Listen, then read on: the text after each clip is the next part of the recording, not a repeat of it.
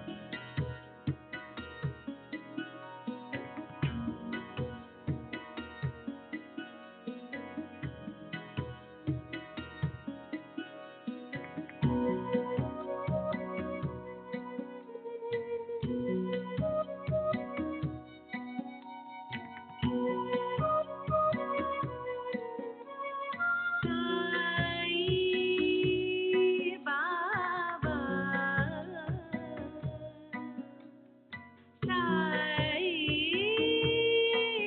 బాబా సాయి బాబా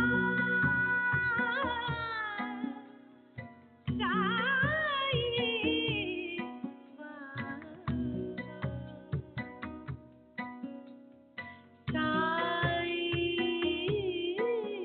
బాబా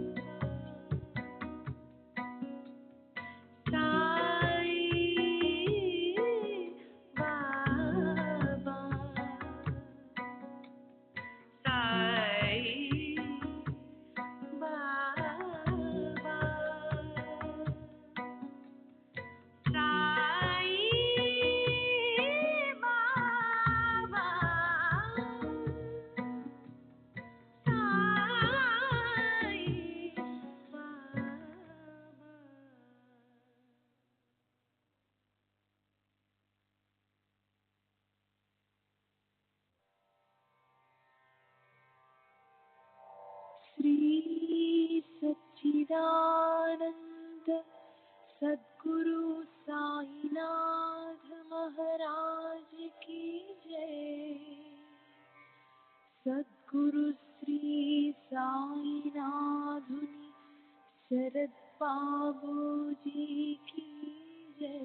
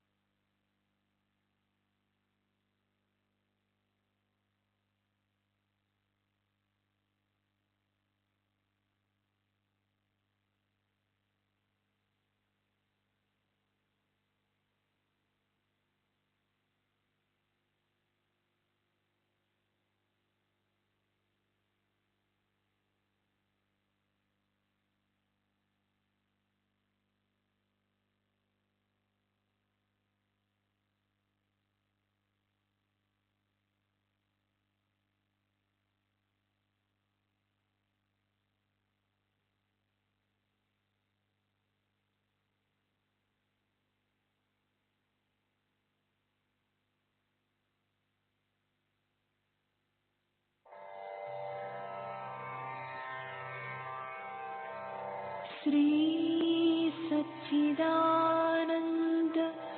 सद्गुरु साईनाथ महाराज की जय।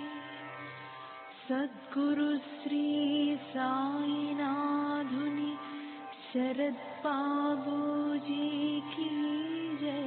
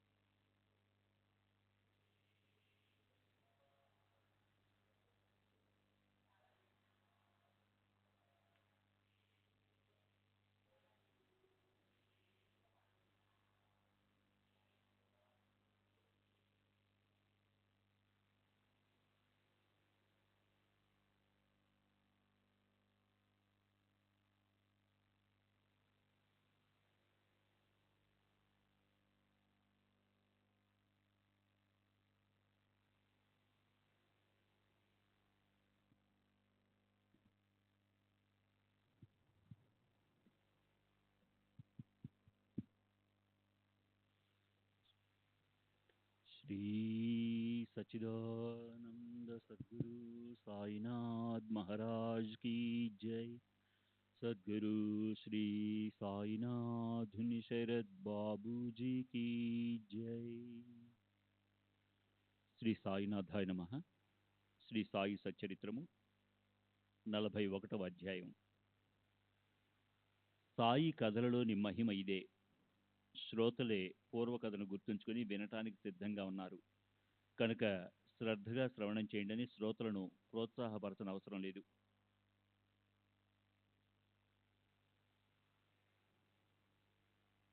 కథామృత పానానికి శ్రోతలే ఏకాగ్ర మనసులతో సావధానులై ఉండగా వారిని వినండని ప్రార్థించడం ఎందుకు? గురువు యొక్క మహిమను గానం చేసినా శ్రవణం చేసినా మనసు నిర్మలమవుతుంది. గురు నామాన్ని జపిస్తూ వారిని ధ్యానిస్తే ఆనందాన్నిచ్చే మూర్తిగా ప్రకటమవుతారు. గత అధ్యాయంలో ఒకరి వ్రతాల ఉద్యాపన యథావిధిగా ఎలా పూర్తి అయిందో దృష్టాంతంతో సహా చెప్పబడింది. అలాగే సాయి యొక్క చిత్రపటం ఆకస్మికంగా సమయానికి వచ్చి కోరికను పూర్తి చేసిన కథను ఇప్పుడు వినండి. ఒక హోళీ పండుగ నాడు సాయిబాబా నా స్వప్నంలో కనిపించి నేను ఈరోజు భోజనానికి వస్తానని చెప్పి నా మనసులోని కోరికను తీర్చడం. ఈ కథను ఇదివరకే సవిస్తరంగా చెప్పాను. అయితే ఆ బాబా పటం ఆ సమయానికి వచ్చిన చమత్కారాన్ని ఈరోజు శ్రద్ధగా వినండి. ఆ కథను ఆలీ మహమ్మద్ చెప్పగా నాకు పరమ ఆశ్చర్యం కలిగింది. ఇది కూడా అత్యంత వినోదకారకమైన బాబా లీలయే. ఈ ఆలీయే ఆ హోళీ రోజున మధ్యాహ్నం మేము సరిగా భోజనానికి కూర్చున్న సమయాన బాబా పటాన్ని తెచ్చి నన్ను ఆనందింపజేశాడు. ఇది జరిగిన కథ. ఇప్పుడు శ్రోతలు పావనమైన సాయి చరిత్రలోని తరువాతి కథను శ్రద్ధగా వినండి. రసభరితమైన ఈ కథను వినడానికి శ్రోతలు ముందుగానే సావధానంగా ఉన్నారు. వక్త సాయి చరణాలలో లీనమై ఉన్నాడు. సాయి చరిత్ర మహిమాన్వితమైనది. బాబా మూర్తిభవించిన పరోపకారం. వారు పరోపకారం కొరకు తమ శరీరాన్ని శ్రమ పెడతారు. ఎప్పుడూ నిర్వైర భావంతో సత్కర్మలనే చేస్తారు. మంచిగాని చెడుగాని ఎటువంటి పరిస్థితుల్లోనైనా శరీర కర్మలు శరీరాన్ని విడువవు. కనుక మనోవృత్తిని ప్రేమపూర్వకంగా గురు చరణాల వైపు మరలించాలి. అప్పుడు గురువు ఎలా తమ భక్తుల యోగక్షేమాలను అవిశ్రామంగా చూస్తారు అన్న విషయాన్ని గురు చరణాల యందు ప్రేమ ఉంచి గమనించండి. అత్యుత్తమమైన అనుభవాన్ని పొందండి. అటువంటి ఉత్తమ స్థితి కోరితే లభించేది కాదు. గురువును కీర్తిస్తే ఆరాధిస్తే లభిస్తుంది. మహాప్రయత్నంతో లభించనిది కూడా గురు కృపాబలంతో ప్రాప్తిస్తుంది. దురభిమానంతో బాబాను పరీక్షించాలని వచ్చిన వారంతా కూడా అభిమానాన్ని వదిలి దర్శనానందంతో సుఖంగా వెళ్ళారు. యశస్సు, శ్రీ, ఔదార్యం, జ్ఞానం, వైరాగ్యం, శాంతి, ఈ షడ్గుణ ఐశ్వర్యాలు సంపూర్ణంగా ఉన్న నారాయణుని వలె సాయిబాబా సంపూర్ణ భగవంతుడు. మనం ఎంతటి భాగ్యవంతులం! చైతన్యగనుడైన సాయిబాబా ఏ పూజార్చనలు భజనలు లేకుండానే మనకు దర్శనమిస్తున్నారు. భక్తి ఉంటేనే భగవంతుడు అని అంటారు. మనకు భక్తి ఉందా?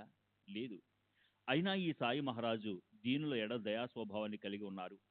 ఆలీ చెప్పిన కథనంతా శ్రోతలు వింటే సాయి యొక్క శక్తి మరియు వారి లీలా మాహాత్మ్యం అవగతమవుతాయి. ఒకరోజు ముంబై నగరంలో దారి వెంట నడుస్తుండగా అందమైన పటాలను అమ్ముతున్న వ్యాపారిని చూచాను. ఔలియాలవి, మహాత్ములవి, సత్పురుషులవి అనేక రకాల అందమైన పటాలున్నాయి. అందులో ఎవరెవరి ఉన్నాయి అని వానిని చూడాలనిపించింది. అందువలన ఒక్కొక్క పటాన్ని చూస్తుండగా అన్నిటికంటే ఆకర్షణీయంగా ఉన్న ఈ పటం నాకు నచ్చింది. పైగా వారు నా ఆరాధ్య దైవం. అసలే నాకు సాయి యందు అభిమానం. వారి పటం నా కళ్ళెదుట పడేసరికి తీసుకోవాలన్న కోరిక కలిగింది. వెంటనే వెలను చెల్లించాను. తరువాత ఆ పటాన్ని ఇంటికి తీసుకుని వచ్చి గోడకు తగిలించాను. బాబాపై నాకు చాలా ప్రేమ. రోజు ఆనందంగా దర్శనం చేసుకునేవాడిని. మీకు ఫోటోనిచ్చిన 3 మాసాలకు ముందు నా ఆరోగ్యం బాగాలేక నా బావమరిది వద్ద ఉండేవాడిని. నూర్ మహమ్మద్ పీరుబాయి నాకు బావమరిది. నా కాలు వాచిపోగా శస్త్రచికిత్స జరిగింది. ఆ అనారోగ్య పరిస్థితిలో నేను 3 నెలలు అతని వద్దే ఉన్నాను. ఆ 3 నెలలు నా ఇంట్లో ఎవరూ లేరు. ప్రసిద్ధులైన బాబా అబ్దుల్ రహమాన్, మౌలానా సాహెబు, మహమ్మద్ హుస్సేన్, సాయిబాబా మరియు తాయుజుద్దీన్ బాబాలు ఆ స్థలాన్ని విడవలేదు. వీరందరినీ మరియు ఇతరుల పటాలు కూడా నా ఇంట్లో చక్కగా గోడపైన ఉండేవి. కాలచక్రం వీరిని కూడా వదిలిపెట్టలేదు. నేను అక్కడ ఆ పరిస్థితిలో ఉన్నప్పుడు పటాలకు శని పట్టింది ఎందుకో. సృష్టింపబడిన ప్రతి వస్తువు నశించక తప్పదలా ఉంది. అటువంటి పరిస్థితిలో సాయిబాబా మాత్రం ఆ దుస్థితిని ఎలా తప్పించుకున్నారు అన్న విషయం నాకింతవరకు ఎవరూ చెప్పలేకపోయారు. ఈ విషయంలోని పూర్తి కథలు వింటే మీకు ఆశ్చర్యం కలుగుతుంది. అంతుపట్టని బాబా లీలలు, స్థిర చర్యాలలో వ్యాపించి ఉన్న వారి శక్తి తెలుస్తుంది. బాబా అబ్దుల్ రహమాన్ అనే సాధువు యొక్క చిన్నపటం మహమ్మద్ హుస్సేన్ థారియా అనే వారి వద్ద ఉండేది. అతడు నాకు ఒక ప్రతిని చాలా ఏళ్ల క్రితం ఇచ్చాడు. నేను దానిని నా బావమరిదికి ఇచ్చాను. ఎందుకంటే అతడు బాబా అబ్దుల్ రహమాన్కు అంకితమైనవాడు. 8 ఏళ్ల వరకు పటం అతని బల్ల సొరుగులో ఉంది. ఒకసారి అకస్మాత్తుగా కనిపిస్తే దానిని ముంబైలోని అంగడికి తీసుకుని వెళ్ళాడు. బాబా అబ్దుల్ రహమాన్ నిలువెత్తు సైజులో పటాన్ని అందంగా తయారు చేయించాడు. దానిని తీసుకుని వెళ్ళి వారికి బహుకరిస్తే వారు ప్రసన్నులవుతారని తలిచాడు. అటువంటివి మరిన్ని కాపీలను తీయించి ఆప్తులకు మిత్రులకు పంచాడు. నాకు కూడా ఒక కాపీని ఇవ్వగా నేను దానిని గోడకు తగిలించాను. తరువాత నూర్ మహమ్మద్ అందమైన ఆ పటాన్ని అబ్దుల్ రహమాన్ దర్బార్లో వారికి సమర్పించాలని అనుకున్నాడు. కానీ అతని మనసును తెలుసుకుని ఆ పటాన్ని చూడగానే అబ్దుల్ రహమాన్ అత్యంత కోపంతో అతనిని కొట్టాలని లేచాడు. అంతేకాదు అతనిని అవమానపరిచి అక్కడి నుండి తరిమివేశాడు. దాంతో అతనికి చాలా దుఃఖం కలిగింది. బాగా చింత పట్టుకుంది. దీనంగా ఉదాసీనతతో బాధతో డబ్బు పోయింది, గురుకృపకు దూరమయ్యాను. గురుకృపా పాత్రుడైన నేను ఇప్పుడు గురువు కోపానికి కారణమయ్యాను అని ఆలోచించి అనుమానాలతో ఆ పటాలను నీటిలో ముంచనారంభించాడు. ఇక ఈ సాధువుల పటాలు ఇంట్లో ఉంచరాదు. దీనివల్లనే గురువు ప్రేమకు దూరమయ్యాను. అనవసరమైన ఈ పని ఎందుకు? ఈ పటాల కారణంగా మా గురువు నన్ను కోపగిస్తారు. నాకు హాని కూడా కలగవచ్చు. వాటితో నాకు పని లేదు. ప్రతిమలను పటాలను పూజించడం గురువుకి ఇష్టం లేదు. వారికి కోపాన్ని తెచ్చిన ఆ పటాల వలన నాకేం ప్రయోజనం? ఆ పటాలను తయారు చేయించడానికి చాలా డబ్బు ఖర్చయింది. అయినా ఇప్పుడు వారిని నీటిలో వదిలిపెట్టడం తప్ప మరో గత్యంతరం లేదు అని ఆలోచించి నా బావుమరిది పటాలను ఎవరడిగినా ఇవ్వకుండా వారిని తీసుకుని నేరుగా హార్బర్కి వెళ్ళాడు. నేరుగా అపోలో బందరు వద్దకు వెళ్ళి ఒక నావను అద్దెకు తీసుకుని సముద్రంలో కొంత దూరం వెళ్ళి చివరకు వారిని నీటిలో వదిలివేశాడు. అందరితో ఆగలేదు. బాంద్రాకు వచ్చి మరలా అదే పని మొదలుపెట్టాడు. ఆప్తులను బంధువులను ప్రార్థించి పటాలను అడిగి తీసుకున్నాడు. అబ్దుల్ బాబా కోపగించారు కనుక ఆ పటాలు ఎవరి వద్ద ఉన్నా వారిని తిరిగి ఇవ్వాలి. ఎందుకంటే వారిని నీటిలో విసర్జించాలని ప్రార్థించాడు. నాకు ఇచ్చిన కాపీని మరియు మా బావ నుండి సోదరు నుండి కూడా మొత్తం 6 పటాలను తీసుకున్నాడు. తర్వాత కోపంగా ఆ కాపీలను తీసుకుని వెళ్ళి బాంద్రా పట్టణం దగ్గర సముద్రం నిండుగా ఉన్న చోటుకు వెళ్ళాడు. ఒక బెస్తవారిని పిలిచి పటాలన్నింటినీ అతనికి ఇచ్చి సముద్ర జలంలో నిమజ్జనం చేయించాడు. అప్పుడు నేను అతని ఇంట్లో రోగగ్రస్తుడై ఉన్నాను. ఆ పటాలు నాకు కూడా కష్టాలు కలిగిస్తున్నాయని అతను నాకు బోధించాడు. వాని అన్నింటినీ సముద్రంలో వదిలివేసినప్పుడే నీ కష్టాలు తొలగిపోతాయని చెప్పాడు. నేను నా వ్యవహారాలు చూసుకునే నా గుమాస్తాన్ని పిలిపించి అతని చేతికి ఇంటి తాళం చెవినిచ్చి ఇంట్లో ఉన్న సత్పురుషుల పటాలన్నింటినీ తెప్పించి నా బావమరిదికి అప్పగించాను. బావమరిది వెంటనే తోటమాలని పిలిచి అతని ద్వారా వారిని చింబాయి దేవాలయం వద్ద ఉన్న సముద్ర జలంలో పడవేయించాడు. 2 మాసాలు గడిచాక నా ఆరోగ్యం బాగుపడి నా ఇంటికి వెళ్ళి అత్యంత ఆశ్చర్యపడ్డాను. మీకిచ్చిన బాబా పటం ద్వారానికి ఎదురుగా ఉన్న గోడపై చక్కగా మునిపటి వల్లనే ఉండడం చూసి నేను చకితుడయ్యాను. గుమస్తా అన్ని పటాలను తీసుకుని వచ్చాడు కదా, మరి ఇది మాత్రం చిత్రంగా ఇక్కడే ఎలా ఉండిపోయింది అని అనుకుని వెంటనే ఆ పటాన్ని తీసి అలమరాలో దాచి ఉంచాను. నా బావమరిది గడలో పడితే వెంటనే తీసుకుని వెళ్ళి తన చేతుల నీళ్ళలో ముంచేసి జల సమాధి చేస్తాడు అని అనిపించింది. ఈ పటాన్ని నా ఇంట్లో ఉంచరాదు. బావమరిది చూస్తే నీటిలో ముంచివేస్తాడు. ఇతరులకు భక్తులు కాని వారికి నిస్సందేహంగా ఇవ్వలేను. బాగా ఆలోచించకుండా ఎవరికైనా ఇస్తే పూజోపచారాలు సరిగ్గా జరుగుతాయో లేదోనని ఎంతో కాలం మనసులో ఆందోళన. ఈ పటం ఎక్కడ సురక్షితంగా ఉంటుంది? తమ ఇంట్లో ఉచితమైన స్థలంలో శ్రద్ధగా అట్టిపెట్టుకునే వారికే ఇవ్వాలి అని దీర్ఘంగా ఆలోచిస్తూ సతమతమవుతుంటే మౌలానా దర్బారుకు వెళ్లి ఇస్ముకు వృత్తాంతానంతా తెలియజేయమని సాయియే నాకు చక్కని ఆలోచనలు సూచించారు. నేను వెంటనే పీరు మౌలానా దర్బారుకు వెళ్లి ముజావర్ ఇస్ముతో సాధారణంగా విషయం అంతటినీ ఏకాంతంలో తెలియజేశాను. మీ వద్ద నిర్భయంగా ఉంచవచ్చని మేము ఉభయలం ఆ రోజే నిశ్చయించుకున్నాం. ఈ సాయి సముద్రుని పటం మీ వద్ద సురక్షితంగా ఉంటుందని, దానిని మీ వద్దనే ఉంచాలని, స్వయంగా వచ్చి మీకు సమర్పించాలని అనుకున్నాం. ఆ నిశ్చయం ప్రకారం పటాన్ని మీకు ఇస్తున్నాం. అప్పుడు మీరు భోజనానికి సిద్ధంగా ఉండడం చూసి మేము వెంటనే తిరిగి వచ్చేసాం. ఇంత కథను వినడానికి అప్పుడు మీకు తీరిక లేదు. సావకాశంగా చెప్పవచ్చని నేను వచ్చేసాను. ఇవాళ రేపు అనుకుంటూ మొత్తం 9 ఏళ్లు గడిచాక అకస్మాత్తుగా ఇవాళ ఇద్దరం కలుసుకున్నాం. గతించిన విషయాలను గుర్తుకు తెచ్చుకున్నాం. మీ వింత స్వప్నం గురించి మీరు చెప్పారు. ఇది నా అపూర్వ కథతో సంబంధం కలిగి ఉంది. నిజంగా ఈ లీల అద్భుతమైనది కదూ. ఇప్పుడు శ్రోతలు మరో కథను సావధాన చిత్తులై వినండి. శ్రీ సచిదానంద సద్గురు సాయినాథ్ మహారాజ్ की जय. सद्गुरु श्री साईनाथ शरद बाबू जी की जय.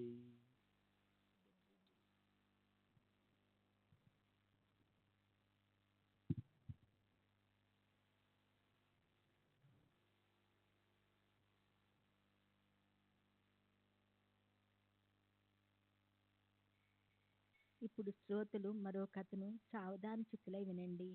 ప్రేమికులైన భక్తులను బాబా అత్యంత ప్రేమతో ఎలా చూసేవారు? పరమాత్మందు నిజమైన శ్రద్ధ గలవారి యందు బాబాకు చాలా అభిమానం. అట్టి వారి సకల కష్టాలను తొలగించి వారికి ఆత్మానందాన్ని ప్రసాదిస్తారు. ఈ విషయంలోని మధురమైన అనుభవం బాలాసాహెబ్ దేవ్ కొరకును తీర్చి అతని వ్రతాన్ని నెరవేర్చి అతనికి భక్తిని ప్రసాదించారు. పగలు ఉద్యోగం చేయకపోతే దేవుకు జీవనం గడపదు. కానీ రాత్రిపూట్ల పారమార్థ సాధనకు ఇబ్బంది ఎందుకు ఉండాలి? ఎంతో కాలం నుండి నిత్యము జ్ఞానేశ్వరిని పఠించాలని దేవు కోరిక. కానీ ఏదో ఒక విఘ్నం వల్ల అతనికి అది సాధ్యం కాలేదు. ప్రతిరోజు నియమంగా భగవద్గీతలోని ఒక అధ్యాయాన్ని పఠించినట్లే జ్ఞానేశ్వరిని కూడా ఏ అంతరాయం లేకుండా పఠించలేకపోయేవాడు. ఇతర గ్రంథాలను నియమంగా చదువుతాడు, కానీ జ్ఞానేశ్వరిని పఠించాలన్న అతని కోరిక తీరలేదు.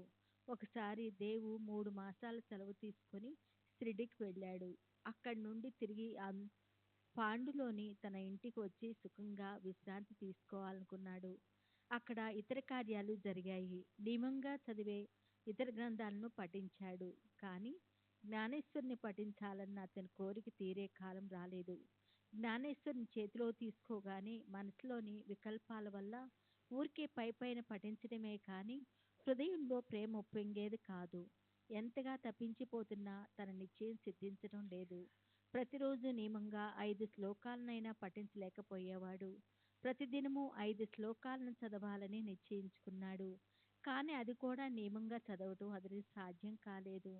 అందువల్ల సాయిబాబా ప్రేమగా చదువు అని స్వయంగా ఆజ్ఞాపించినప్పుడే జ్ఞానేశ్వరిని చదవటానికి ఉపక్రమిస్తారని అనుకున్నాడు. అలా సాయి చరణాలయందు విశ్వాసం కలిగి సాయిబాబా ఆజ్ఞాపించినప్పుడే జ్ఞానేశ్వరి చదువుతానని కృతనిశ్చయంతో ఉన్నాడు. మహోదయ పర్వము దాకా దేవు తన తల్లిని సోదరిని వెంటబెట్టుకుని గురుపూజ వైభవాన్ని చూడటానికి షిరిడి వచ్చాడు. మీరు నిత్యము జ్ఞానేశ్వరిని ఎందుకు పఠించరు అని అతన్ని జోగు ప్రశ్నించాడు. అప్పుడు దేవు ఇచ్చిన జవాబును వినండి. జ్ఞానేశ్వరిని పఠించాలని నాకు చాలా కోరిక, కానీ అది సిద్ధించడం లేదు. ఇక బాబా చదువు అని ఆజ్ఞాపిస్తే అప్పుడే చదువుతాను. అప్పుడు జోగు జ్ఞానేశ్వర్ గ్రంథాన్ని తీసుకుని వచ్చి సాయిబాబా చేతిలో ఉంచితే వారు చదువు అని నీకు తిరిగి ఇస్తారు అని ఉపాయం చెప్పాడు. నాకు అటువంటి యుక్తి అవసరం లేదు. నా మనసు బాబాకు తెలుసు.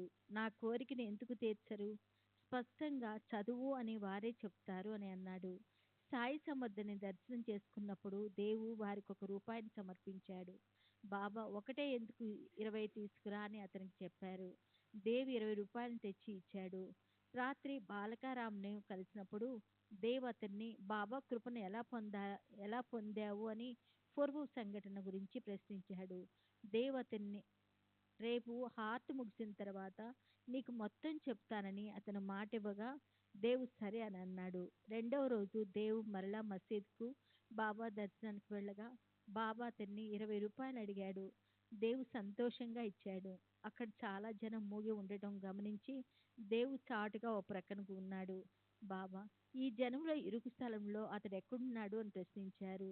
దేవ్ బాబా ఇదిగో నేను ఇక్కడే ఉన్నాను అని జవాబిచ్చాడు.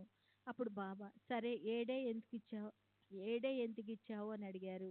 దేవ్ 20 ఇచ్చాను బాబా అని చెప్పాడు. మరి డబ్బు ఎవరిది అని బాబా ప్రశ్నించగా మీదే బాబా అని దేవు చెప్పాడు. మరి నువ్వు ఎందుకు పారిపోతున్నావు? రా, ఇలా దగ్గరకు రా, నా వద్ద ప్రశాంతంగా కూర్చో అని అన్నారు. వారి ఆజ్ఞానుసారము దేవి వెళ్ళి కూర్చున్నాడు. నిత్య నియమానుసారము హారతి అయిపోగానే భక్తులు తమ బస్సులకు వెళ్ళిపోయారు.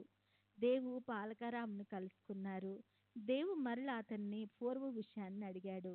అలా దేవు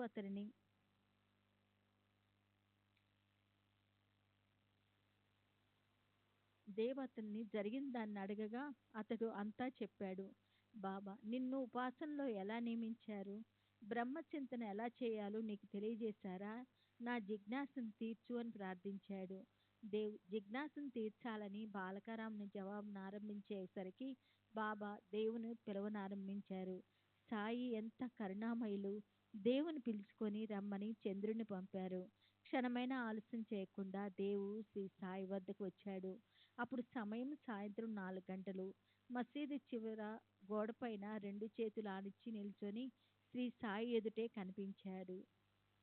కనిపించారు. దేవు వెళ్ళగానే వారికి వందనం చేశాడు. బాబా అతనిని ఎక్కడ ఎవరితో ఏం మాట్లాడుతున్నావు అని ప్రశ్నించారు. కాకా దీక్షిత్ మేడపైన బాలకారాంతో చెప్తుంటే మీ కీర్తిని వింటున్నాను అని దేవు జవాబిచ్చాడు. రూ. 25 పట్టుకురా అని బాబా దేవుకు ఆజ్ఞాపించారు. వెంటనే దేవు రూపాయలను తెచ్చి బాబాకు సమర్పించాడు. ఎన్ని తెచ్చావని బాబా ప్రశంసగా 25 అని దేవు చెప్పాడు. సరేరా వచ్చి కూర్చో అని బాబా అంటే దేవు బాబా వెంట మసీదులోనికి వెళ్ళాడు. బాబా స్తంభం వద్ద కూర్చున్నారు. మసీదులో రెండో వారు ఎవరూ లేరు. అప్పుడు బాబా నాకు తెలియకుండా నీవు నా గుడ్డ పీలికలను దొంగిలించావని అన్నారు. గుడ్డ పీలిక గురించి నాకు తెలియదు అని దేవు చెప్పాడు. అయితే ఇక్కడే ఎక్కడో ఉంటుంది చూడు అని బాబా అతనితో అన్నారు. పాత గుడ్డ ముక్క ఇక్కడ ఎక్కడుంటుంది అని దేవు అనగా బాబా లేచి బాగా వెతుకు, దొంగిలించే ఈ పాడు బుద్ధి మంచిది కాదు. దానిని ఎవరో అల్లరి కుర్రవాడు తీసుకుని పోయి ఉంటాడు. చూడు చూడు ఇక్కడే ఉండాలి అన్నారు. దేవు మరలా వెతికాడు. అయినా అది దొరకలేదు. అప్పుడు బాబా కనుబొమ్మలు ముడిచి ఇటు అటు చూచి దేవు వైపు దృష్టిని సారించి అతను గట్టిగా కోపపడ్డారు. నీవే మోసగాడివి. ఇప్పుడు నీవు తప్ప పాతగుడ్డను దొంగిలించడానికి ఎవరొస్తారు? నీవే దొంగవని అనుకుంటున్నా. ఇక్కడికి రావటానికి ఇలా దొంగతనం చేయటానికా? నల్లటి వెంట్రుకలు తెల్లవైపోయినాయి. చెడు అలవాట్లు అస్సలు పోలేదు. నిన్ను కోస్తాను, గొడ్డలతో నరుగుతాను, చంపేస్తాను. నా చేతిలో నుండి ఎక్కడికి పోతావు? ఎక్కడికి పోయినా అక్కడికి కూడా వచ్చి నిన్ను చంపేస్తాను. ఇంటి నుండి షిరిడీకి రావటం దొంగతనం చేయటానికా? ఇదిగో నీవే తిరిగి తీసేసుకో. నా పాతగుడ్డ ముక్క తెచ్చి ఇవ్వు అని అంటూ సాయిబాబా కోపంతో ఎర్రబారిపోయారు. తిట్లను శాపాలను కురిపించారు. తల్లిని తండ్రిని ఉద్ధరించేలా తిట్టారు. కోపంతో అగ్నిలా మండిపడ్డారు. సాయినాథులు అలా కోపడుతుంటే దేవు ఆ లీలను ఆశ్చర్యంగా చూస్తూ ఊరికే నిలబడిపోయాడు. అక్కడ దేవు ఒక్కడే ఉన్నాడు. ఇప్పుడు దెబ్బలు తినే వంతు వచ్చినట్లుంది. ఈ విశ్వరూప సందర్శనము ఎంత అందమైనది అని తనలో తాల్చి ఆనందించాడు. ఒంటరిగా బాబా చేతిలో చిక్కాను. చట్కా తీసుకుని కొడతారేమో కూడా. వారికి తోచినట్లుగా చేయని అని అనుకున్నాడు. కానీ ఆ చింకి గుడ్డ విషయం ఏమిటో దేవుకు ఏం అర్థం కాలేదు. పో పో ఇక్కడి నుండి వెళ్ళిపో అని బాబా అనగానే దేవు మెల్లగా మెట్ల దగ్గరికి జరిగాడు. నేను చింకి గుడ్డల్లోని అంతరార్థాన్ని తెలుసుకోగల సమర్థుని కాను. కానీ సాయి కృప కలిగినప్పుడు దానిని శ్రోతలకు మనవి చేస్తాను. ఒక పావుగంట గడిచాక దేవు బాబా ఎదుటికి వెళ్ళాడు. బాబా యొక్క తిట్లు కేకలు ఇంకా సాగుతూనే ఉన్నాయి. పైకెందుకు వచ్చావు అని అడిగారు. ఇక వెళ్ళు, వాడాకు వెళ్ళు అని చెప్పగా వారి ఆజ్ఞను శిరసావహించి వారి చరణాలకు నమస్కరించి వాడాకు వెళ్ళాడు. జరిగింది జరిగినట్లుగా విషయాన్నంతా యథార్థంగా జోగుకు బాలకారాంకు మనవి చేశాడు. అరగంట గడిచాక మళ్ళీ తిట్లు శాపాలు కేకలు. తర్వాత 4-5 గంటల సమయం అప్పుడు బాబాయే భక్తులను పిలువనంపారు. దేవు కూడా అప్పుడు అక్కడికి వచ్చి అందరిలో కూర్చున్నాడు. ముసలోడి మనసు నొచ్చుకున్నట్లుందని శ్రీ సాయి అన్నారు. చింకి గుడ్డ కథ మాటేమిటో కానీ అతనిని తిట్లతో బాగా గాయపరిచాను. కానీ అతడు దొంగలించాడు కదా మరి. గత్యంతరం లేక అనకుండా ఉండలేకపోయాను. అల్లా అంతా చూస్తాడు. అతనిని అల్లాయే బాగు చేస్తాడు అని చెప్పి క్షమాశీలి అయిన శ్రీ సాయి తమ్ముడు దక్షిణ ఇస్తావా అని అడిగారు. ఎంత తీసుకుని రాను అని దేవు అడిగితే 12 తీసుకుని త్వరగా రా అని చెప్పారు. దేవు వద్ద నోట్ల కాగితాలే కానీ చిల్లర రూపాయలు దొరకలేదు. ఆ విషయాన్ని బాబాతో చెప్పగా పోనీలే నాకిప్పుడు అవసరం లేదు. ఉదయం నీవు 2 సార్లు ఇచ్చావు కదా, నాకు అది గుర్తులేదు అని అన్నారు. అయినా దేవు రూపాయలను తెచ్చి బాబాకిచ్చి వారి పాదాలకు వందనం చేశాడు. ఇప్పుడు బాబా ఏం అన్నారో వినండి. ఏరా నువ్వు ఏం చేస్తున్నావు అని దేవుని ప్రశ్నించారు. ఏం లేదని చెప్పగా నియమంగా గ్రంథాన్ని పఠించు అని దేవుకు ఆజ్ఞాపించారు. వెళ్ళి వాడాలో కూర్చొని నిత్య నియమంగా గ్రంథాన్ని పఠించు. నీవు చదువుతూ భక్తిగా అందరికీ అర్థాన్ని తెలియజేస్తూ ఉండు అని చెప్పారు. నీకు చక్కటి జరీ శాలువాని ఇవ్వటానికి నేను ఇక్కడ కూర్చొని ఉండగా చింకి గుడ్డలను దొంగిలించడానికి ఎందుకు పోతావు? నీకు దొంగతనపు అలవాటు ఏమిటని అడిగారు. గ్రంథాన్ని పట్టించు అని సాయి నోటి నుండి వచ్చిన మాట దేవుకు మనసులోని మాట అర్థమై అత్యంత ఆనందం కలిగింది.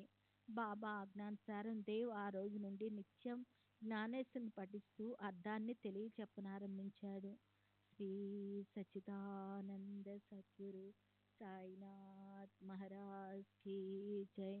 सद्गुरु श्री साईनाथ निसरद बाबू जी की जय।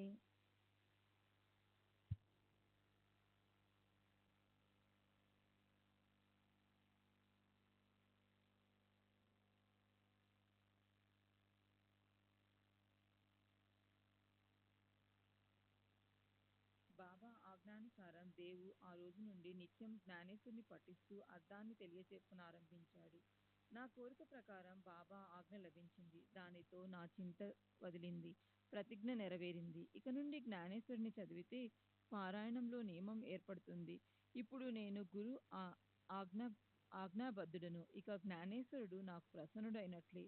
ఇంతవరకు జరిగిపోయింది పోని, ఇక ముందు శ్రద్ధాపూర్వకంగా పఠిస్తాను. నా మనసే నాకు సాక్షి, ఆ పైన సాయి ఆజ్ఞ ప్రమాణం. ఆజ్ఞాబలంతో ఇక మీద నా గ్రంథపారాయణ నిర్విఘ్నంగా జరుగుతుంది. బాబా, మీకు సాష్టాంగ నమస్కారం చేస్తున్నాను. అనన్య భావంతో శరణుజొచ్చిన ఈ బిడ్డను మీ ఒడిలోనికి తీసుకొని నాతో చదివించండి. చింకిగుడ్డ ఏమిటో నాకు అర్థమైంది అంటే నేను బాలకరావును అడగటం. అది బాబాకు నచ్చలేదు. కనుకనే బాబా కోప్పడ్డారు. ఉపాసన గురించి, పరబ్రహ్మ చింతన గురించి నీకు బాబా ఎలా బోధించారు అని నేను బాలకరావును అడగటం బాబాకు అస్సలు నచ్చలేదు. ఆ విషయాలన్నీ తెలియజేయటానికి నేనిక్కడ తత్పరతతో ఉండగా ఇతరులను అడగటం ఎందుకు అని వారు నన్ను బాధ పెట్టారు అని అనిపిస్తుంది. బాధించడం అన్న మాట కఠినంగా ఉంది. భక్తుల కోసం ప్రేమను కురిపించే బాబా కలలో కూడా భక్తుల బాధను చూడలేరు. బాబాకు బాధించటమనే మాట వర్తించదు. నన్ను వారు బాధ పెట్టలేదు, నాకు నేర్పించారు. నీ మనసులోని కోరికలను నేను స్వయంగా తీర్చాలి. కనుక ఎప్పుడూ దొంగలించాల్సిన పని లేదు. సాయిబాబా పైకి క్రోధం ఆవేశించినట్లు కనిపిస్తారు, లోపల ఎప్పుడూ ప్రసన్నంగా ఉంటారు. పైకి సంతాపంతో బాధపడుతున్నట్లు కనిపించినా వారు లోపల సంతృప్తితో ఆనందంగా ఉంటారు. లౌకిక రీత్యా పైకి కోపాన్ని చూపించినా లోపల పరమానందంలో ఉంటారు. అటువంటి సాయి లీలా వైభవాన్ని గానం చేయటానికి ఎంతో భాగ్యం ఉండాలి. తమ స్వార్థాన్ని సాధించుకోవాలని తపన పడేవారు తమ శ్రేయస్సునే అభిలషిస్తారు. కనుక తిట్లను పుష్పవృష్టిలా భావిస్తారు. కర్ణకఠోరంగానూ అశ్లీలంగానూ ఉన్న మాటలు దేవు మనసుకు విచలితం చేయలేదు. ప్రేమతో నిండిన అతని మనసుకు పువ్వులతో కొట్టినట్లు అనిపించింది. ఆవు పొడుగు బాగా పాలతో నిండి ఉన్న ఆ పాలు భాగ్యవంతులకే లభిస్తాయి. జోరీగలు పొదుగు వద్దనే ఉంటాయి కానీ వానికి మురికి రక్తమే ప్రాప్తి. కమలాలున్న సరోవరంలో కప్పలు ఉంటాయి కానీ ఆ కమలాల మకరందాన్ని తుమ్మెదలు దోచుకుంటే దౌర్భాగ్యపు కప్పలకు బురదయే ఆహారం. తుమ్మెదల భాగ్యానికి అంతులేదు. అట్లే మీరు భాగ్యవంతులు. మనం పరస్పరం కలుసుకున్నాం. మీకు తోచిన వాణిని అడగండి, మీ సంశయాలను తీర్చుతాను అని సాయి చెప్పారు. నా మొండితనాన్ని చూడండి. బాబా స్వయంగా చదువు అని చెప్పే వరకు జ్ఞానేశ్వరి గ్రంథాన్ని తెరవను అన్న నా పట్టుదలను బాబా తీర్చారు అని దేవు అనుకున్నాడు. తల్లి గారాబంగా తన బిడ్డల మురిపాలను తీర్చినట్లే ఈ కథ భక్తిని మధురానుభవాన్ని కలిగిస్తుంది. బాబా చదువు అని చెప్పటంతో ఆగలేదు. సంవత్సరం తిరగకుండానే కలలో దర్శనమిచ్చి నా గురించి ఏమడిగారో వినండి. 1914వ సంవత్సరం ఏప్రిల్ 2వ తారీఖున గురువారం తెల్లవారుతుండగా ఒకసారి స్వప్నంలో వారి అనుగ్రహాన్ని పొందాను. సాయి సమర్థులు స్వప్నంలోకి వచ్చి మేడపైన కూర్చుని గ్రంథం అర్థమవుతూ ఉందా అని అడిగారు. నేను లేదు అని జవాబిచ్చాను. ఎప్పుడు అర్థం చేసుకుంటావు అని మరలా అదే ప్రశ్న. నా కళ్ళలో నీరు కారాయి. నేను ఏం జవాబిచ్చానంటే, మీ అనుగ్రహం లేకుండా గ్రంథపఠనం కేవలం శ్రమ, అర్థం చేసుకోవటం అంతకంటే కఠినం అని నేను గట్టిగా చెప్పగలను. బాబా, గ్రంథం చదివేటప్పుడు నీవు చాలా తొందరపడుతున్నావు. ఏది నా దగ్గర కూర్చొని చదువు, చూస్తాను అని అన్నారు. ఏం చదవను అని అడిగితే ఆధ్యాత్మికతకు సంబంధించినది చదువు అని బాబా ఆజ్ఞ ఇచ్చారు. గ్రంథం తేవటానికి వెళుతుంటే వెంటనే కళ్ళు తెరుచుకున్నాయి. అప్పుడు దేవు మేలుకున్నాడు. మేలుకున్నాక తన కలను గుర్తుకు తెచ్చుకున్న దేవు మనసు ఎలా ఉంటుందో శ్రోతలు ఆలోచించుకోవాలి. 1 సంవత్సరం పాటు గమనిస్తూ బాలుడు ఆజ్ఞను పాలిస్తూ నిత్యం గ్రంథం పఠిస్తున్నాడా లేదా అన్న చింత ఎవరికి ఉంటుంది? చెప్పినట్లే చేస్తున్నాడా లేదా ఏదైనా పొరపాటు చేస్తున్నాడా? ఎక్కడ పొరపాటు చేస్తున్నాడు అని ఎప్పుడూ గమనించేవారు ఎవరు? పాఠకులు ఎలా దక్షతతో ఉండాలి? ఎక్కడ విశేష ధ్యానం కలిగి ఉండాలి అని సాయి మాత తప్ప ప్రత్యక్షంగా ఎవరు గమనిస్తారు? ఇటువంటి సాయి సమర్థుని లీలలను, ఇటువంటి ఆత్మానంద వైభవాన్ని భక్తులు అనేక సమయాల్లో అనుభవించడం నేను ప్రత్యక్షంగా నా కళ్ళతో చూచాను. శ్రోతలారా, ఇప్పుడు మనం గురుచరణ కమలాల్లో లీనమైపోయి తరువాతి కథా విశేషాలను మరలా విందాము. శ్రీ సాయి సమర్థుని చరణాలను గుర్తు తెచ్చుకొని సద్భక్తితో సాష్టాంగ పడుతున్నాను. వారి శరణు వేడుతున్నాను. దాని ద్వారానే సకల భవ దుఃఖాల నుండి విమోచనం. హిమాత్మంతుకు సాయే సర్వస్వం. సాయే స్వార్థం. నిరతిశయ సుఖాన్నిచ్చే సాయే పరమార్థం. కృతార్థునిగా చేసేది సాయియే అని అతని నిశ్చితాభిప్రాయం. స్వస్తి శ్రీ సంత సజ్జన ప్రేరితము భక్త హేమాత్మన్ విరితము అయిన శ్రీ సాయి సమర్థ సచ్చరితంలో సాయి కృప అనుగ్రహమను 41వ అధ్యాయం సంపూర్ణం. శ్రీ సద్గురు సాయినాథార్పణమస్తు. శుభము. శ్రీ సచిదానంద సద్గురు సాయినాథ్ మహారాజ్ కీ జై. సద్గురు శ్రీ సాయినాథ్ సరస్వతి కీ జై. శ్రీ సాయి సచ్చరిత్ర 42వ అధ్యాయం. శ్రీ గణేశాయ నమః. శ్రీ సరస్వత్యై నమః. శ్రీ గురుభ్యై నమః. శ్రీ కులదేవతాయై నమః. శ్రీ సీతారామచంద్రాభ్యాం నమః. శ్రీ సద్గురు సాయినాథాయ నమః. సత్పురుష శ్రేష్ఠ, నీకు నమస్కారం. భక్తుల పాలిటి కల్పతరువైన సాయి సత్పురుషుల అవతారం. వారు దీనులను తమ పాదాల యందు ఆశ్రయాన్నిచ్చి భవనదిని దాటే మార్గాన్ని చూపుతారు. గత అధ్యాయంలో సాయి యొక్క పటం జల నిమజ్జనం నుండి ఎలా తప్పించుకుని రక్షింపబడింది అన్న విశిష్టమైన మధుర కథ చెప్పబడింది. బాబా ఒక భక్తుని కలలో కనిపించి జ్ఞానేశ్వరిని పఠించమని స్పష్టంగా ఆజ్ఞ ఇచ్చి అతని కోరికను తీర్చిన కథను కూడా విన్నారు. సారాంశం: గురు కృపాయోహం కలిగితే భవభయ దుఃఖాలు తొలగిపోతాయి. ముక్తి మార్గ ద్వారాలు తెరుచుకుని కష్టాలు సుఖాలుగా మారిపోతాయి. నిత్యం సద్గురు చరణాలను స్మరిస్తే విఘ్నాలను కలిగించే విఘ్నం తొలగిపోతుంది. మరణానికి కూడా మరణం వచ్చి ప్రాపంచిక దుఃఖాలను మరచిపోగలరు. అందువలన శ్రోతలు తమ శ్రేయస్సు కోసం ఈ సాయి సమర్థుని చరితాన్ని శ్రవణం చేయండి. దీని వలన శీఘ్రంగా అత్యంత పావనులవుతారు. ఇప్పుడు ఈ అధ్యాయంలో మనం సాయి యొక్క స్వభావాన్ని, అంటే వారి మనసులోని కాఠిన్యాన్ని లేదా మృదుత్వాన్ని గూర్చి వర్ణించుకుందాం. ఇంతవరకు ఏకాగ్ర చిత్తంతో బాబా యొక్క లీలలను విన్నట్లే ఇప్పుడు బాబా తమ శరీరాన్ని త్యజించిన వృత్తాంతాన్ని శ్రద్ధగా వినండి. బాబా యొక్క సహవాస సుఖాన్ని అర్ధ శతాబ్దం కంటే ఎక్కువ కాలం అనుభవించి ఆనందించిన షిరిడీ ప్రజలు ధన్యులు. శక సంవత్సరం 1840లో దక్షిణాయన ప్రథమ మాసంలో శుక్లపక్షంలోని విజయదశమి రోజునే క్రీస్తు శకం 1918వ సంవత్సరం అక్టోబరు 15 బాబా శరీరాన్ని వదిలారు. ముసల్మానుల మొహరం నెలలోని 9వ తారీఖున కత్తల్ రాత్రి రోజున సుమారు 3వ జామున అనగా మధ్యాహ్నం 2 గంటలప్పుడు బాబా నిర్వాణానికి సిద్ధమయ్యారు. బుద్ధుని బుద్ధ జయంతి రోజున సాయి యొక్క పుణ్యతిథి.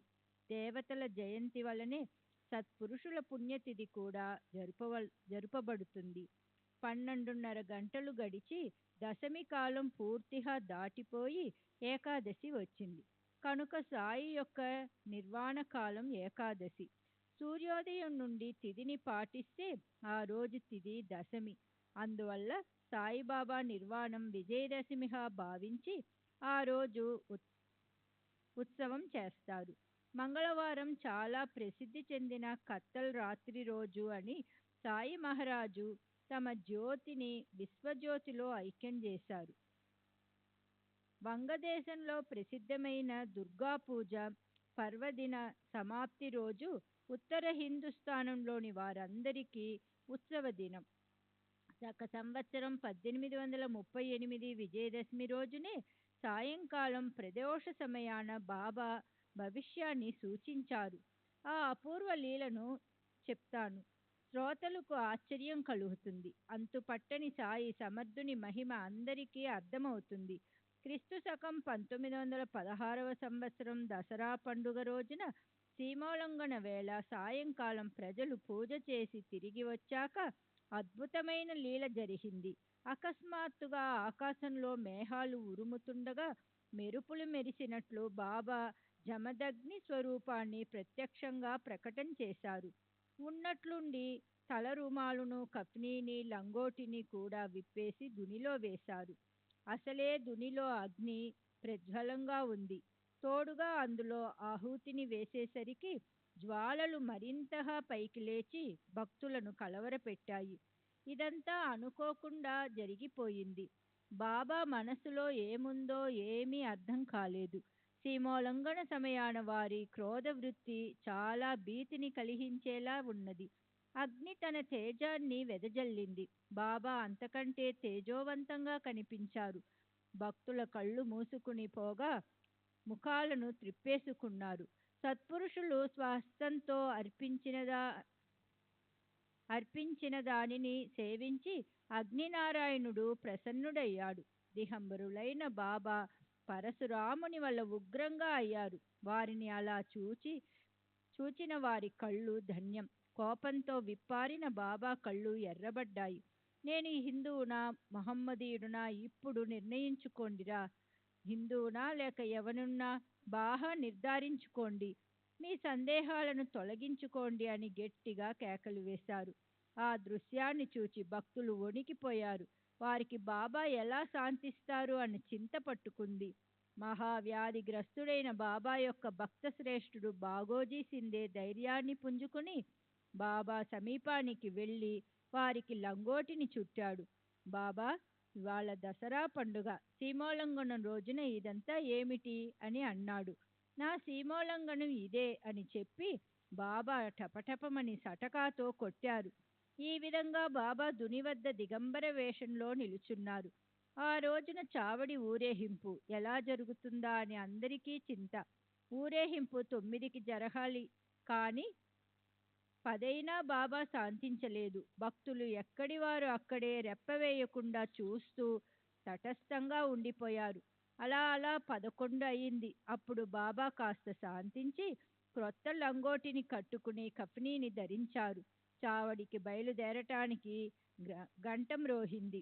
ఊరకే కూర్చొని ఉన్న భక్తులు పల్లకీని పూలతో శృంగారించి బాబా ఆజ్ఞానుసారం ప్రాంగణంలోనికి తీసుకుని వచ్చారు. వెండి దండం, పతాకం, వింజామరాలు, ఛత్ర చామరాది రాజోపచారాలతో అలంకారాలతో రోజు విడిచి రోజు వెడలే ఊరేగింపు బయటికి బయలుదేరింది. సాయి మహారాజుకి జై జై అని ఒకటే కేకలు. ఆ జయ జయ ఆకారాలను ఎలా వర్ణించడం? అంతటా ఆనందం నిండిపోయింది. అప్పుడు బాబా తెల్లటి శుభ్రమైన రుమాలును తలకు చుట్టుకుని చిలుం పొగాకు సటకా చేత పుచ్చుకుని అదే సుముహూర్తం అన్నట్లుగా బయలుదేరారు. ఒకరు ఛత్రము, ఒకరు చామరం, ఒకరు అందమైన నెమలి పింఛములు వీవన, మరొకరు గరుడిని చిత్రం ఉన్న పతాకం, ఒకరు దండం పట్టుకున్నారు.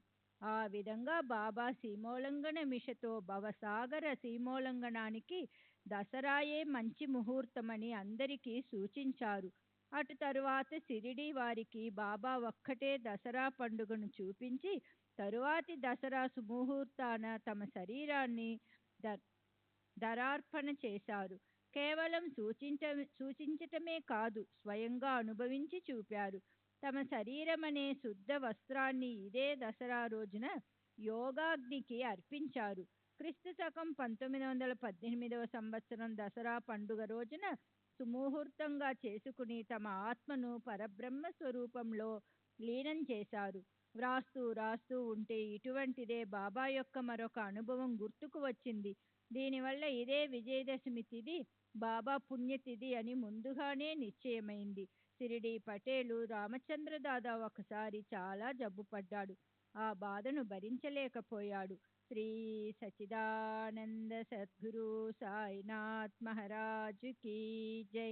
సద్గురు శ్రీ సాయినాథుని శరత్ బాబూజీ కీ జై.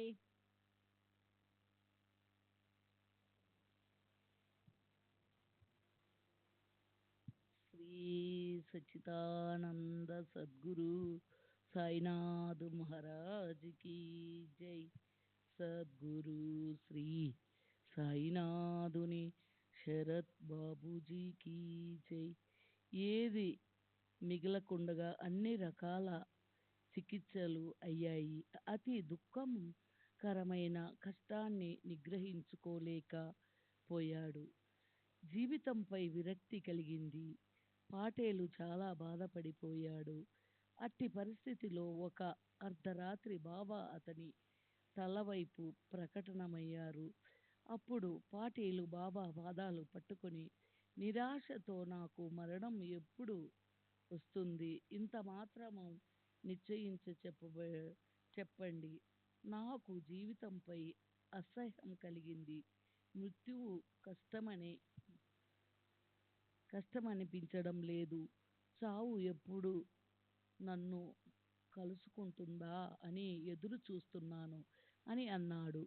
అప్పుడు కరుణామూర్తి అయిన బాబా, నీవు ఏ చింత పెట్టుకోకు, నీ గండం గడిచింది, చావు భయం తొలగిపోయింది, వృధాగా ఎందుకురా బాధపడతావు, నీకేం భయం లేదు, నీకు మరణం తప్పింది అని. రామచంద్ర, నాకు తథ్యస్థితి అసహజనకంగా కనిపించటం లేదు. దక్షిణ ఆయనంలోని ఆశ్వయుజ మాసంలో శుక్లపక్షమున విజయదశమి రోజున తాత్య ముక్తిని పొందుతాడు. ఈ విషయం అతనితో చెప్పవద్దు. దీనినే మనసులో పెట్టుకొని కూర్చుండు. అహర్షిషలు చింతతో క్షీణించిపోతాయి. మరణం ఎవరికి ఇష్టముండదు. కేవలము 2 సంవత్సరాలే మిగిలాయి. తాత్య సమయము సమీపించింది. రామచంద్రునికి దిగులు పట్టుకుంది. బాబా మాట వజ్రాలషణం వంటిది. తాత్యకు చెప్పకుండా రహస్యంగా ఉంచాడు. బాలా అనే దర్జీ చెవిన వేసి, ఈ విషయము ఎవరికీ తెలియచేయవద్దు అని వేడుకున్నాడు. వారిద్దరికీ చింత పట్టుకున్నది. నిజంగానే రామచంద్ర పాటీలు ప్రక్కన పైనుండి లేచాడు. అతని జబ్బు తగ్గింది. రోజులు లెక్క పెడుతూ తెలియకుండగానే కాలం గడిచిపోయింది. బాబా చెప్పిన మాటల్లోని విశేషములోని భాద్రపద మాసము గడిచి ఆశ్వయుజము ఆరంభమైంది. తాత్య మంచాన పడ్డాడు. అక్కడ తాత్య జ్వరంతో జబ్బు పడితే ఇక్కడ బాబాకు చలితో వణుకు పట్టుకుంది. తాత్యకు బాబాపై నమ్మకము. బాబాను రక్షించేవాడు శ్రీహరి. బాబా దర్శనానికి కూడా వెళ్ళలేకుండగా తాత్య పక్కన వదలకుండగా ఉన్నాడు. అతడు శరీరం బాధను భరించలేకపోతున్నాడు. విశేషమేమిటంటే అంతటి ఆతనలో ఉన్న మనసును బాబాపై ఉంచాడు.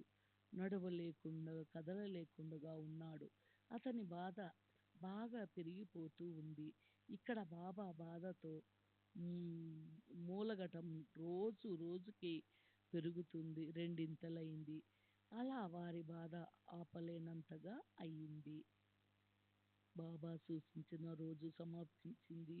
బాబాకు, రామచంద్ర పాటీలుకు ఒళ్ళు చెమటలు పట్టసాగాయి. బాబా చెప్పింది నిజంగానే జరిగేలా ఉంది. తాత్యకు మంచి లక్షణములు కనిపించటం లేదు. అతని బాధ అధికమవుతూనే ఉంది. కానీ వారు అనుకున్నారు. శుక్లపక్షం దశమి వచ్చింది.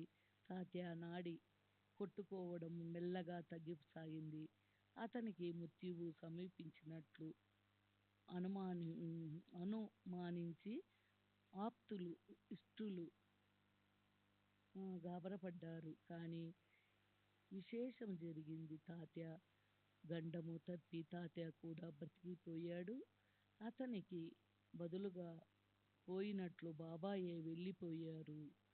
బాబా వాణిని గమనించండి. తాత్య పేరు చెప్పి ఏకస్త వేళ తప్పకుండా ఆ సమయానికి తమ ప్రయాణాన్ని సన్నాహపరుచుకున్నారు. శ్రీ సచ్చిదానంద సద్గురు సాయినాథ్ మహారాజ్ కి జై. శరత్ బాబూజీ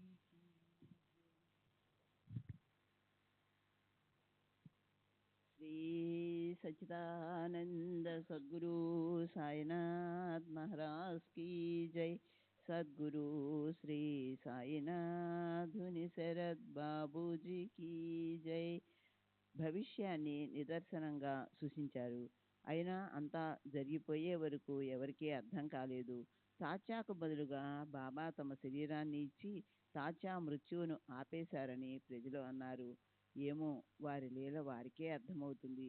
బాబా శరీరాన్ని వదిలాక సుప్రభాతాన అరుణోదయ వేళ వారు పండరీపురంలో దాసగణువుకు స్వప్న దృష్టాంతాన్ని కలిగించారు. మసీదు కూలిపోయింది. షిరిడీలోని నూనె వ్యాపారులందరూ నన్ను బాగా కష్టపెట్టారు. నేను ఇప్పుడు అక్కడ నుండి వెళ్ళిపోతున్నాను. అందుకే నేను ఇక్కడికి వరకు వచ్చాను.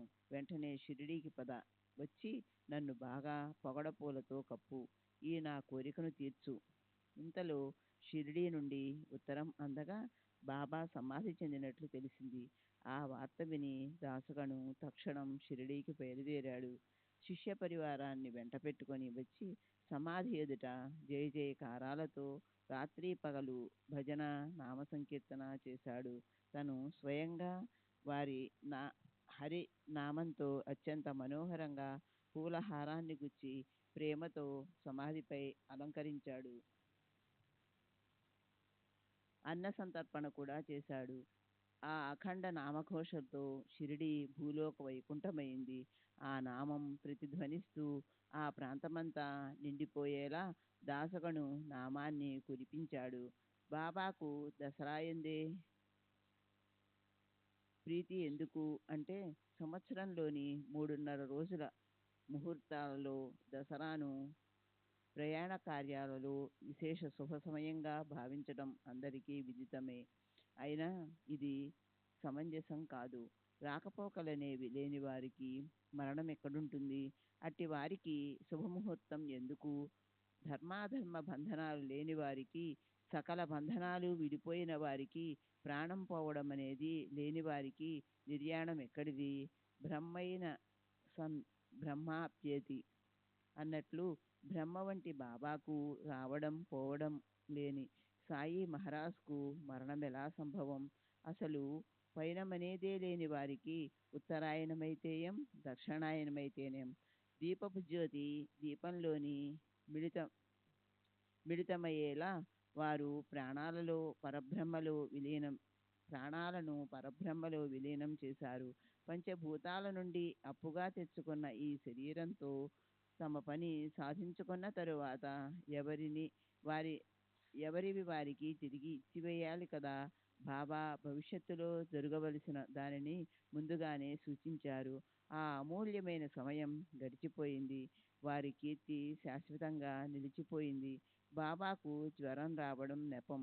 వారి లౌకిక రీతిని అనుకరిస్తూ ఒకప్పుడు మూలుగుతూనూ లేదా బాధపడుతూ పైకి కనిపించిన లోపల వారు ఎప్పుడూ సావధానంగా ఉండేవారు. ఆ రోజు ఉదయం సుమారు 9-10 గంటలప్పుడు నిర్వాణ సమయం సమీపించగా బాబా తమంతట తాము లేచి నిశ్చలంగా కూర్చున్నారు. ఆ స్థితిలో వారిని చూసి భయంకరమైన అశుభ సమయం దాటిపోయిందని అందరికీ అనిపించి ఆశాసముద్రం ఉప్పొంగింది. అందరూ అలా కూర్చొని దుఃఖిస్తుండగా బాబాకు అంతిమ సమయం సమీపించింది. అప్పుడు జరిగిన వృత్తాంతాన్ని వినండి. ప్రాణం వదలడానికి కాస్త ముందుగా బాబాకు ఏమి తోచిందో తెలియదు, కానీ వారు తమ చేతిని కప్నీ జేబులో పెట్టారు. అది దాన ధర్మాలు చేయవలసిన సమయమని తలచి కాబోలు లక్ష్మీబాయ్ అనే సుగుణవతి పేరుకు తగినట్లుగా ప్రవర్తిస్తూ ఎల్లప్పుడూ సాయి చరణాలలో ప్రీతి కలిగి ఉండే ఆ స్త్రీ అప్పుడు సాయి సన్నిధిలో ఉంది.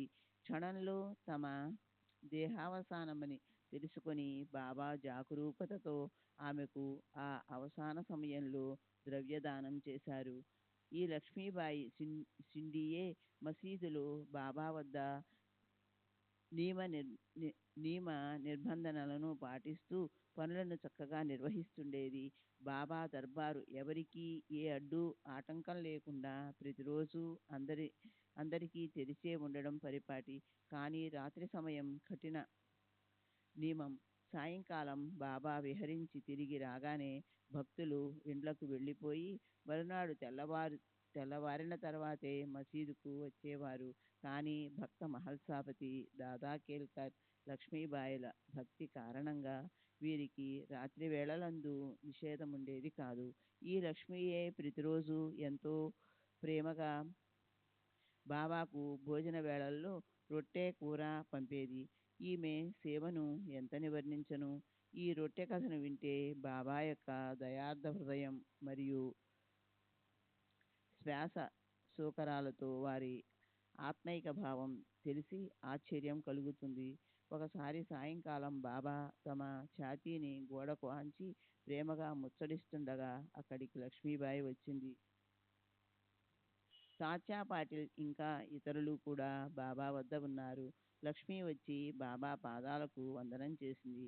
అప్పుడు బాబా ఆమెతో, లక్ష్మి, నాకు ఆకలి వేస్తోంది అని చెప్పారు. బాబా, నేను ఇప్పుడే వెళ్ళి రొట్టె తీసుకొని తిరిగి వస్తాను అని చెప్పి వెళ్ళి వెంటనే రొట్టెను చేసి కూర పచ్చడితో సహా తీసుకొని వచ్చి ఆ అల్పాహారాన్ని బాబా ఎదుట ఉంచింది. బాబా ఆ విస్తరిని తీసి కుక్క ఎదుట ఉంచారు. వెంటనే లక్ష్మి, బాబా, మీరిలా చేశారేమిటి అని ప్రశ్నించింది. నేను ఇంత త్వరగా వెళ్ళి రొట్టె కూరను తయారు చేసి తెస్తే ఇదేం విడ్డూరం బాబా. కుక్కను బాగా సంతృష్టిపరిచావు. నీకు ఆకలి వేస్తూ ఉంది కదా, మరి ఇదేం విచిత్రం. ఒక్క ముక్కైనా నోట్లో వేసుకోలేదు. అనవసరంగా నన్ను తొందర పెట్టావు. బాబా ఆమెతో, ఎందుకు వృధాగా బాధపడతావు. ఈ కుక్క కడుపు నిండితే నేను తృప్తి చెందినట్లే అని తెలుసుకో. ప్రాణాలన్నింటికీ ఆకలి ఒక్కటే. ఈ కుక్కకు ప్రాణం లేదు. అది మూగజీవి అయితే నేను మాట్లాడేవాణ్ణి అంతే. ఆకలిలో భేదం ఉంటుందా? ఆకలితో ప్రాణం విలవిలలాడుతూ వ్యాకుల పడేవారికి అన్నం దానం చేస్తే దానిని నా నోటికి అందించినట్లే అని తెలుసుకో. ఈ నా వచనం సర్వత్రా ప్రమాణం అని చెప్పారు. ఇది వ్యావహారిక సంకల్పమే అయినా అంతా పరమార్థ బోధ. సాయిబాబా యొక్క ఈ ఉపదేశ వచనం ప్రేమ రసంతో పరిపక్వమైనది. నాకు సులభమైన ప్రాపంచిక భాషలో చెప్పుతూ పరమార్థ రూపురేఖలను చిత్రీకరిస్తారు. ఎవరి దోషాలను చూడక, ఎవరిని దూషించక భక్తులకు సంతోష పెడతారు. వారి ఉపదేశానుసారం అప్పటి నుండి లక్ష్మి ప్రతిరోజు రొట్టె ముక్కలను పాలలో వేసి ప్రేమపూర్వకంగా తెచ్చిపెట్టేది. బాబా కూడా అదే అలవాటుగా ఆమెకు రొట్టెను ప్రేమతో తినేవారు. ఎప్పుడన్నా ఆలస్యమైతే బాబాకు ఆ భోజనం రుచించేది కాదు. లక్ష్మి రొట్టె రావడం ఆలస్యమైనప్పుడు, భోజన సమయం దాటిపోయినా, అందరి పళ్ళాలలో అన్నం వడ్డించి ఉన్న లక్ష్మి రొట్టె వచ్చే వరకు బాబా నోట్లో ముద్ద పెట్టుకునేవారు కాదు. పళ్ళెంలోని అన్నం చల్లబడి నీరు కారిపోయినా అంతా ఆకలితో అలమటించిపోతూ కూర్చోవడమే కానీ లక్ష్మి రొట్టె రాకుండా భోజనం చేసేవారు కాదు. ఆ తర్వాత కొంతకాలం వరకు బాబా ప్రతిరోజు 3:30 గంటలప్పుడు లక్ష్మితో సేమ్యాను తెప్పించుకొని ఆమె వద్ద కూర్చొని సేవించేవారు. బాబా అతి పరిమితంగా సేవించి మిగిలిన దానిని బాబా ఉచ్చిష్ట ప్రసాదాన్ని ప్రీతిగా కోరుకునే రాధాకృష్ణాబాయికి లక్ష్మీ ద్వారానే పంపించేవారు. సాయి యొక్క శరీర విసర్జన వృత్తాంతాన్ని చెప్పుతూ సంబంధం లేని ఈ రొట్టె కథ ఎందుకు అని శ్రోతలు అనకండి. ఇది సాయి యొక్క సర్వవ్యాపకత్వాన్ని తెలియజేస్తుంది. సకల చరాచర దృశ్యాలకు అతీతంగా ఉన్న పరాత్పరులైన సాయి అంతటా ఎప్పుడూ నిండి ఉన్నారు. వారికి జననం లేదు. వారు అమరులు. ఈ తత్వాన్ని తెలియజేయటమే ఈ కథ యొక్క ఉద్దేశ్యం. లక్ష్మికి సంబంధించిన ఈ మధుర వృత్తాంతాన్ని సహజంగా గుర్తుకు వస్తే ఇది శ్రోతల కోసమే అని నేను భావిస్తాను. శ్రీ సచ్చిదానంద సద్గురు సాయినాథ్ మహారాజ్ కీ జై. సద్గురు శ్రీ సాయినాథుని శరద్ బాబూజీ కీ జై.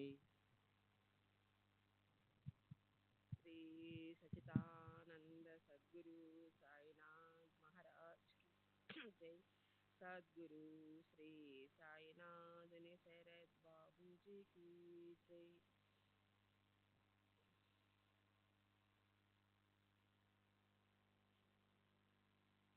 ఇటువంటి లక్ష్మి యొక్క సేవ బాబా ఎలా మర్చిపోగలరు? వారు ఎంత బాగా గుర్తుంచుకున్నారో ఆ విషయాన్ని శ్రద్ధగా వినండి. తమ శరీరం చిక్కి నీరసించిపోయినా, ప్రాణం కంఠం వరకు వచ్చినా బాబా తమ శరీర అవసాన సమయంలో లక్ష్మికి స్వహస్తాలతో దానం చేశారు. ఒకసారి 5, మరోసారి 4 రూపాయలను జేబులో నుండి బయటికి తీసి ఆమె చేతిలో ఉంచారు. బాబా చేసిన చివరి దానం ఇదే. ఇది నవవిధ భక్తికి గుర్తుగానా, లేక ఇది దుర్గా నవరాత్రి పూజలయ్యాక శ్రీమూలంగన రోజున ఇచ్చే దక్షిణ, లేక శ్రీమద్ భాగవతంలో శ్రీకృష్ణుడు ఉద్ధవునితో చెప్పిన శిష్యుల నవలక్షణాలను బాబా గుర్తుకు తెచ్చారా? ఏకాదశ స్కందంలో 10వ అధ్యాయంలో 6వ శ్లోకం యొక్క విశేషాన్ని గమనించండి. శిష్యులు గురువుల అనుగ్రహాన్ని సంపాదించుకోవటానికి ఎలా ప్రవర్తించాలో చెప్పబడి ఉంది.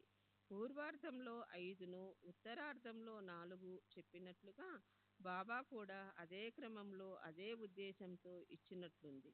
శిష్యుడు గౌరవ మర్యాదలను ఆశించనివాడు, గర్వం లేనివాడు, ఏ మమకారం లేని గురుసేవాపరుడు, నిశ్చలమైన మనసు కలవాడు, పరమార్థ జిజ్ఞాసపరుడుగా ఉండాలి. అసూయ, వ్యర్థ ప్రేలాపన లేకుండా ఉండాలి. ఇటువంటి లక్షణాలతో తమ గురువును సంతుష్టిపరచాలి. ఇదే సాయినాథుల ఉద్దేశం. ఈ విధంగా తెలియచేశారు. కరుణామయులైన సత్పురుషులు ఎప్పుడూ భక్తుల శ్రేయస్సును మాత్రమే ఆలోచిస్తారు. లక్ష్మి తినటానికి బాగా ఉన్న భాగ్యవంతురాలు. ఈ 9 రూపాయలు ఆమెకు ఒక లెక్క. వానిని ఆమె దిగతుడిచి పారేయగలదు. అయినా కానీ ఆమెకు ఆ దానం అపూర్వమైనది.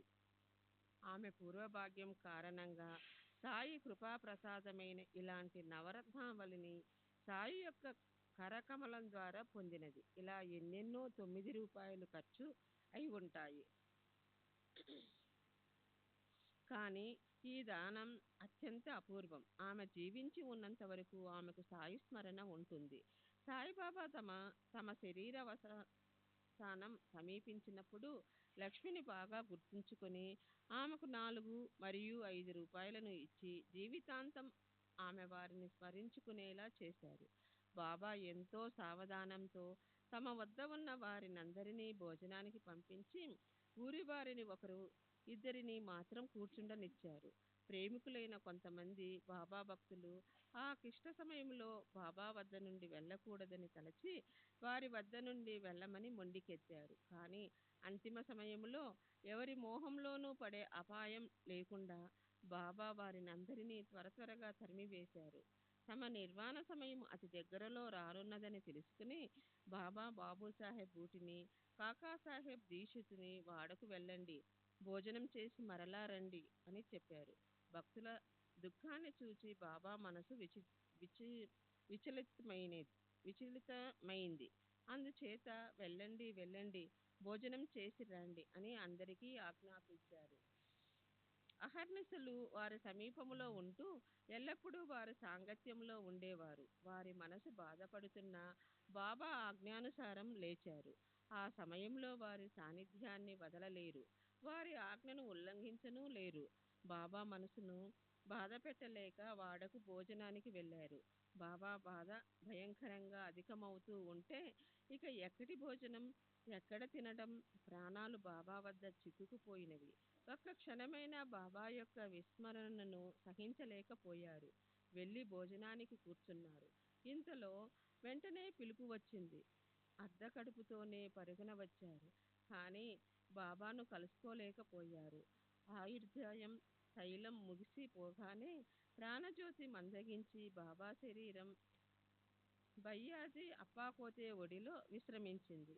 నేలపై పడిపోయి కానీ లేదా నిదురలో కానీ కాక బాబా చక్కగా గద్దెపై కూర్చుని స్వహస్తాలతో దానం ధర్మం చేసి శరీరాన్ని విసర్జించారు. సాయి సమర్థుని మనోగతం ఎవరికి తెలియదు? శరీరాన్ని విడిచిన తక్షణం వారు బ్రహ్మీభూతులయ్యారు. మాయా శరీరాన్ని ధరించి సత్పురుషులు సృష్టిలోకి అవతరిస్తారు. ఉద్ధరణ కార్యం ముగిసిన వెంటనే అవ్యక్తంలో కలిసిపోతారు. నటులు నానా రకాల పాత్రలను ధరించినా లోపల తమను తాము పూర్తిగా గుర్తుంచుకుంటారు. అట్లే పరిపూర్ణంగా అవతరించిన వారికి మరణం ఒక కష్టమా? లోక కళ్యాణానికి అవతరించిన వారి కార్యం పూర్తి కాగానే అవతారం సమాప్తి అయిపోయింది. తమ ఇచ్ఛానుసారం ఒక రూపాన్ని ధరించిన వారు జనన మరణాలకు కట్టుబడి ఉంటారా? పరబ్రహ్మ వైభవం ఉన్న వారికి మరణమెలా సంభవం? మమకారం అనేది లేని వారిని జనన మరణాలు ఎలా బాధించగలవు? సాయిబాబా పనులలో నిమగ్నమైనట్లు కనిపించినా వారు ఎప్పుడూ ఏ కర్మను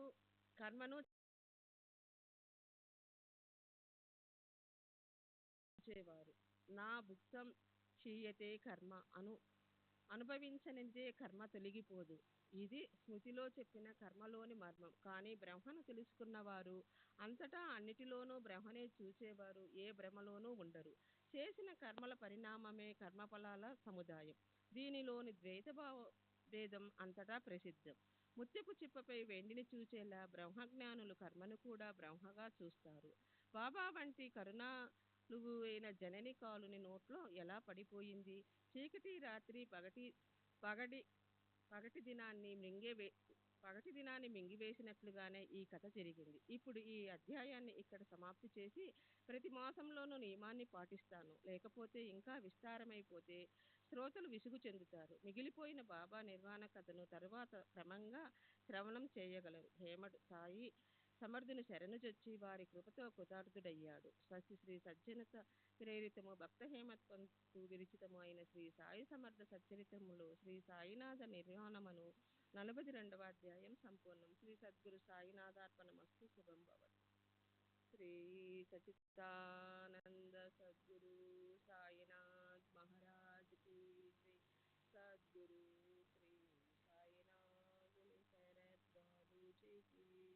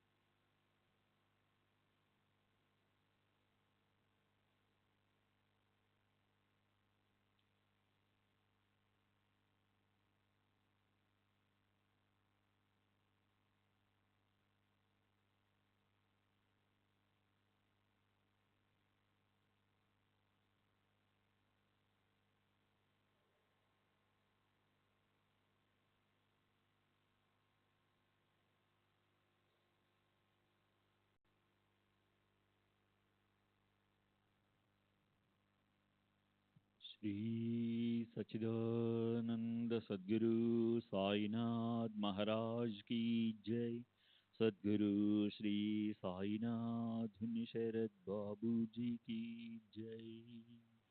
साई रहम नजर करना, बच्चों का पालन करना।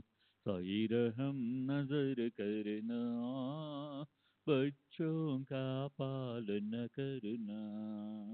जाना तुमने जगत पसार, सब ही झूठ जमाना। जाना तुमने जगत पसार, सब ही झूठ जमाना। साई रहम नजर करना, बच्चों का पालन करना। साई रहम नजर करना, बच्चों का पालन करना। मैं अंधा हूँ बंदा आपका, मुझसे पथ दिखलाना। मैं अंधा हूँ बंदा आपका, मुझसे पथ दिखलाना। साई रहम नजर करना, बच्चों का पालन करना। साई रहम नजर करना, बच्चों का पालन करना। दास गणों कहे अब क्या बोलूं, थक गई मेरी रसना। दास गणों कहे अब क्या बोलूं, थक गई मेरी रसना। साई रहम नजर करना, बच्चों का पालन करना। साई रहम नजर करना, बच्चों का पालन करना। रमो नजर करो अब मोरे साई, तुम बिना नहीं मुझे माँ बाप भाई। रहमो नजर करो, मैं आंधा हूँ बंदा तुम्हारा। मैं आंधा हूँ बंदा तुम्हारा। मैं ना जानू, मैं ना जानू, मैं ना जानू। अल्लाह इलाही, रहमो नजर करो, रहमो नजर करो अब मोरे साई। तुम बिना नहीं मुझे माँ बाप भाई। रहमो नजर करो, काली जमाना मैंने गमाया। काली जमाना मैंने गमाया। साथी आखिर का, साथी आखिर का, साथी आखिर का तुम बिन कोई। रहमो नजर करो, रहमो नजर करो अब मोरे साई। तुम बिना नहीं मुझे माँ बाप भाई। रहमो नजर करो अपने मस्जिद का, झाड़ू गणो है अपने मस्जिद का। झाड़ू गणो है मालिक हमारे, मालिक हमारे, मालिक हमारे। तुम बाबा साई। रहमो नजर करो, रहमो नजर करो अब मोरे साई। तुम बिना नहीं मुझे माँ बाप भाई। रहमो नजर करो। श्री सच्चिदानंद सद्गुरु साईनाथ महाराज की जय। सद्गुरु श्री साईनाथ शरद बाबू जी की जय।